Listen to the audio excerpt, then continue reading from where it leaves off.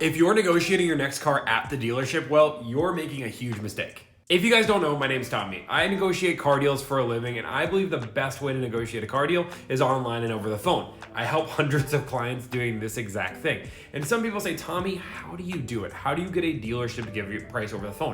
Well, I'm gonna explain all the tips and tricks in this video so you have a better understanding so you can save thousands on your next car. And when I say thousands, some people are saying, whoa, what are you talking about, Tommy? Are you talking about Ford, Chevys, and GMCs? No, not at all. I'm sure you can save thousands on those, but I'm also talking about Toyota. I'm also talking about Lexus. I'm also talking about Mercedes, BMW, whatever brand you need, you can save thousands with these tactics. Yes, there are some outliers. Realistically, it's really hard to negotiate on some vehicles, but 99% of all vehicles, you can use these tactics. And even those hard to get vehicles, you can also use these tactics. You might only save hundreds, not thousands. And really quick, when we're clarifying very hard to get cars, I'm talking about like BMW M cars, AMGs, Type Rs, things along those lines. I'm not talking about a Lexus TX, which I just saved over $2,000 for a client just recently. Those cars you can still get. Plenty of vehicles you can still get. The dealership says it's really hard to get it. Probably you can find it elsewhere. You just have to use these tactics. So let's get into them. First things first is competition always drives the price down. When I negotiate for any one of my clients, I on minimum, I'm talking to 5 different dealerships.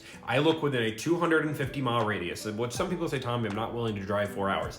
Guys, it doesn't matter. As long as you're willing that 250-mile radius, you can use one of these farther prices to get a closer dealership to negotiate. And all I ask them is a simple question. I say, I am buying a car today or tomorrow. I need your best out the door price. I'm comparing you with multiple different dealerships, and you will have dealerships. Now, again, not every dealership is going to send you a price off the bat. You have to remember their job is to get you into the dealership, but you're going to be persistent and you're going to say strong, I am not coming in the dealership. And if they're going to ask you, well, you need to test drive the car, you're going to say, well, I've actually already driven the car. I know this is exactly what I want. I just need numbers. Again, I am buying today and tomorrow, and I'm working with multiple different dealerships that are willing to give me numbers. Now, once you stay strong here, you are going to get dealerships that are going to start to give you numbers. And once you do that, this is the simple part, guys. You take that T-sheet, you're going to screenshot it. I don't care if the dealership information, your information is, you're going to screenshot that and you're going to send that to every dealership you talk to. It doesn't matter if or if not they've responded or given you numbers. You're going to say, can you beat these numbers? And then that's where the ball starts rolling.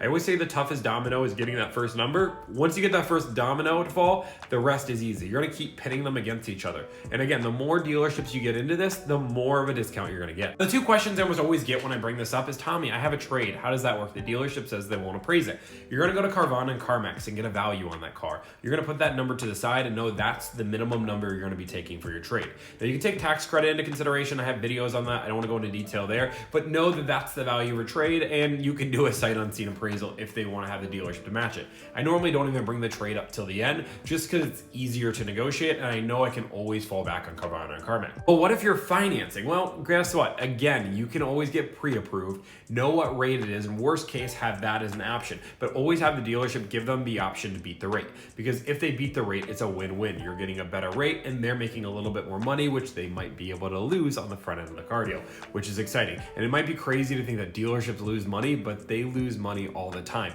It is a battle of averages. They will make a ton of money on a crap ton of money on some, and they will lose money on others. And as long as they're averaging out to being profitable, they're happy. Now, if you guys want a part 2 where I actually dive in and show you my exact negotiations, I want you guys to like, follow, subscribe, and put it in the comment section. I do a live video. I'm trying to do a live video basically every day for the next week just to kind of go through some things. I know yesterday when we did a live video, I actually went through and showed how I'm negotiating with these clients. So if you guys want to see more stuff like that, I want you guys to follow my lives. I do that every night right around 9 o'clock Eastern. Thank you guys so much for the support. Go on my Instagram. I post a new picture that I'm actually negotiating on a car deal almost every day. I took a few days off because I was posting every single day, but I'm back on that. I have about 7 to 10 photos ready to go, so I'm going to probably load them out here, which is really exciting. Thank you guys all for the support, and have a